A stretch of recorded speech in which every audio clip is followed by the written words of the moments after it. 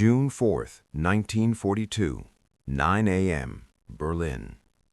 In the operations wing of the Reich Chancellery, Adolf Hitler is receiving routine military briefings compiled overnight from across Europe and beyond. The Eastern Front dominates the agenda, but a short intelligence summary from the Pacific is included, relayed through German naval attachés and intercepted signals. It concerns a Japanese operation near a remote atoll called Midway, northwest of Hawaii, where the Imperial Japanese Navy has engaged American carrier forces at this hour. The information is incomplete, cautious, and deliberately restrained. It does not yet describe victory or defeat. It reports contact, losses, and uncertainty. For months, German leadership had accepted Japanese naval dominance as a fixed condition of the war. The attack on Pearl Harbor in December 1941 had reinforced this belief. 4 months later, German intelligence assessments still assumed that Japan controlled the Pacific Initiative and that American carrier strength had been badly reduced. That assumption had shaped Germany's strategic calculations, particularly the belief that the United States would remain overstretched, divided between oceans, and slow to concentrate its full strength against Europe. Inside the German High Command, the first Midway reports are read without alarm. The language is technical, cautious, and filtered through Japanese channels that emphasize engagement rather than outcome. Aircraft losses are mentioned without totals. Carrier movements are described without confirmation of damage. The battle is framed as ongoing. At this stage, no one in Berlin speaks of disaster. What they do note is the absence of the expected declaration of decisive Japanese success. Wilhelm Keitel, chief of the Armed Forces High Command, receives the same intelligence summary shortly after Hitler. He has spent much of the morning reviewing logistical updates from the Eastern Front, where preparations are underway for a renewed summer offensive to the Caucasus. Midway initially registers as peripheral. Germany's war, as he understands it, will be decided on land in the East. The Pacific War remains Japan's responsibility. Yet even in these first hours, Keitel notices a deviation from previous patterns. Japanese communications are slower, claims are narrower, certainty is missing. By midday, additional intercepts and diplomatic cables arrive. They do not clarify the situation. Instead, they complicate it. One report references the loss of Japanese aircraft in significant numbers. Another suggests that American carriers were not caught at anchor, as at Pearl Harbor, but were already at sea and actively counterattacking. This detail matters. It implies preparation, intelligence success, and operational competence on the American side. For German planners accustomed to underestimating American military effectiveness, this is an unwelcome signal. Alfred Jodl, head of operations, reviews the evolving intelligence with growing attention. Jodl has long argued that the United States should not be dismissed as militarily naive. He understands war as a system, not a single battle, and he is sensitive to shifts in momentum. The absence of clear Japanese success concerns him more than confirmed losses would have. In modern warfare, silence often signals damage control. Jodl begins to request follow-up reports, particularly regarding carrier losses. He receives none that provide reassurance. As the afternoon progresses, internal briefings adjust their language. The battle is now described as costly. American resistance is characterized as unexpectedly strong. Japanese objectives are described as contested rather than achieved. Still, no explicit admission of defeat appears. This restraint reflects both uncertainty and cultural practice. Japanese military communications are designed to preserve authority and confidence, especially with allies. German officers understand this, but they also understand what is missing. Inside Hitler's circle, discussion remains limited. Hitler himself shows little outward reaction. He is known for focusing on immediate priorities and dismissing unfavorable news until it becomes unavoidable. The Pacific theater lies far from his direct control, yet the strategic implications are clear enough to register. If American carriers are still operational, then the United States retains its offensive capacity. If Japan has failed to destroy them, then the American industrial base will have time to act. By early evening, a more detailed assessment reaches Berlin through naval intelligence channels. It suggests that at least one Japanese carrier is severely damaged, possibly lost. The report is marked unconfirmed. No numbers are attached. Even so, the implication is serious. German naval planners have studied carrier warfare closely, particularly its implications for sea control and power projection. The loss of the carrier is not a tactical setback, it is a strategic event. Karl Donitz, commander of Germany's submarine arm, reviews the information later that night.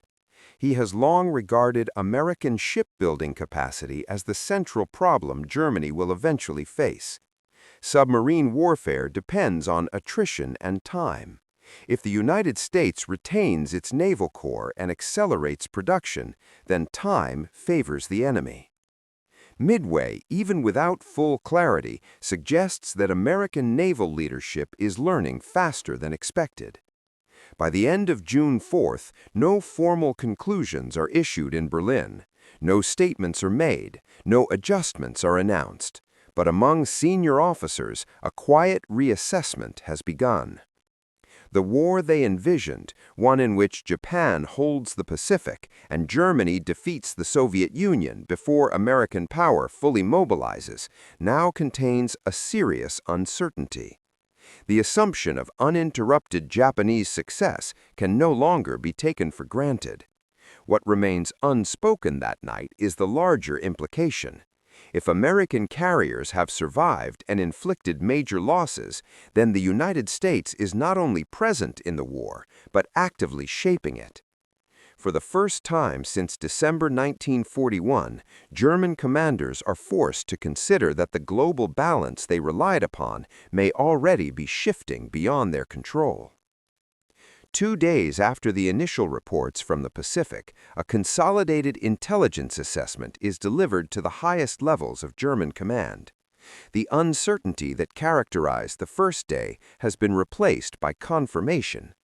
4 Japanese fleet carriers, Akagi, Kaga, Soryu, and Hiryu, have been destroyed near Midway. Hundreds of experienced pilots and deck crews are gone. The American carriers involved remain operational. The engagement is no longer described as contested. It is identified as a decisive Japanese defeat.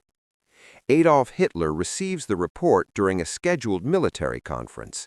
The setting is familiar. Senior commanders seated around a long table, maps of the Eastern Front dominating the room. The Pacific update is delivered as a secondary item, but its content immediately disrupts the meeting's rhythm. Hitler does not interrupt. He listens. His reaction is restrained, but his posture changes. He asks questions not about Japan's losses, but about American capabilities. How many carriers were involved? How quickly replacements could be built? Whether this result indicates coincidence or competence. For Hitler, the significance of Midway lies not in the Pacific theater itself, but in what it reveals about the United States. His worldview has long rested on the assumption that America is industrially powerful, but strategically slow, politically divided, and culturally unprepared for sustained war.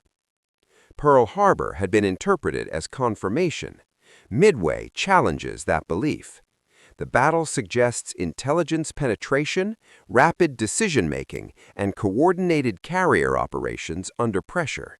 These are not traits of an unready opponent. Wilhelm Keitel observes the shift in tone immediately. The conversation turns away from Japan's operational error and toward American potential. This is an uncomfortable direction. German planning has depended on time. Time to defeat the Soviet Union, time to force Britain to exhaustion, time to limit American involvement to material support. Midway implies that time is no longer neutral. Alfred Jodl addresses the implications directly. He notes that Japan has lost not only ships, but irreplaceable personnel. Carrier warfare depends on trained air crews and experienced deck officers. These losses cannot be replaced quickly. The United States, by contrast, has not lost equivalent assets. Its industrial system is already expanding. Shipyards on both coasts are operating at unprecedented pace. Jodl does not speculate. He states measurable facts. Hitler reacts defensively. He criticizes Japanese operational planning and suggests that the loss reflects tactical misjudgment rather than systemic weakness. He argues that the war in Europe remains decisive and that Japan's role is to tie down American forces, not to win the war alone. Yet, as he speaks, the strategic balance he describes is under strain. Karl Donitz listens carefully. His focus is narrower, but no less consequential. Submarine warfare against American shipping depends on assumptions about escort availability, ship replacement rates, and naval priorities. If the United States retains its carriers and accelerates production, then convoy protection will improve. Losses that once seemed sustainable will become unacceptable. Donitz understands that industrial war favors the side that can absorb damage without operational collapse. Midway suggests that America possesses that capacity. By late summer, Midway is no longer debated, it is accepted. It becomes part of the baseline from which all future planning proceeds. The war is now understood as unwinnable through conventional means, though this conclusion remains confined to private thought. Duty, discipline, and hierarchy ensure that operations continue. Orders are obeyed, plans are drafted, but beneath this structure lies an awareness that the outcome is slipping beyond control. What Midway ultimately represents for German leadership is not defeat, but exposure. It reveals the true nature of the conflict they have entered, a war not decided by singular victories, but by the accumulation of capacity over time. A war in which Germany's strengths are finite and its enemies are expanding. The question that now lingers is not how to win, but how long the system can hold before the imbalance becomes impossible to conceal. Subscribe for more deeply researched, human-centered documentaries revealing the unseen truths behind history's turning points.